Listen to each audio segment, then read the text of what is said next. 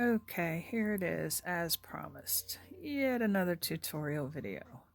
My next stitch is going to be a slip stitch here, and then I'm going to do the color change to go back to this gray. We're going to do one row of the gray, so you'll get to see two color changes because I'll change to the maroon as well. So with my next stitch being a slip stitch and I'm getting ready to change colors, I don't want this yellow to be beaming up into the bottom of the next stitch here. I want it to be straight gray. So I take and I loop my yarn back about the length of what my fingers are here. And I use that to make my loop to start my color change, which is at the end of my last stitch, which is a slip stitch.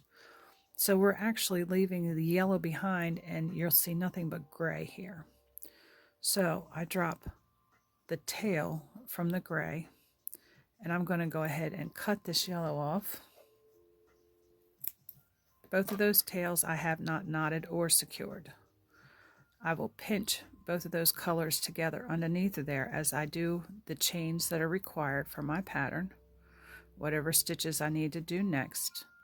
And I'm effectively going to work over both of these as I do my 3 half doubles that I have coming up. I'm going to work right over top of them.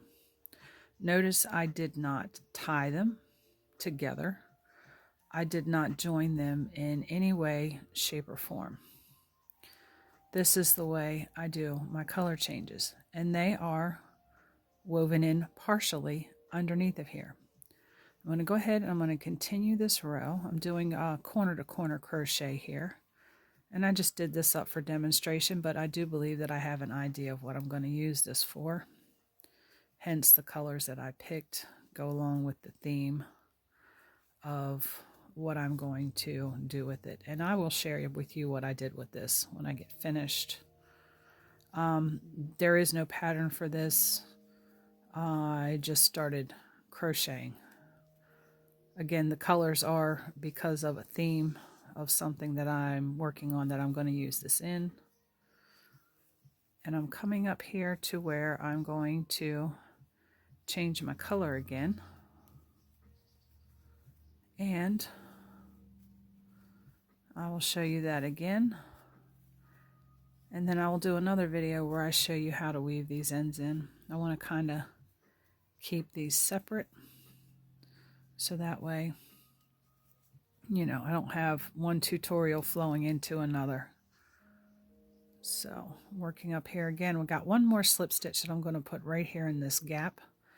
And I'm not going to pull through, because what I'm going to do is go back to the maroon color that I started with here. Again, I fold my yarn over about the width of my 4 fingers, slightly spread.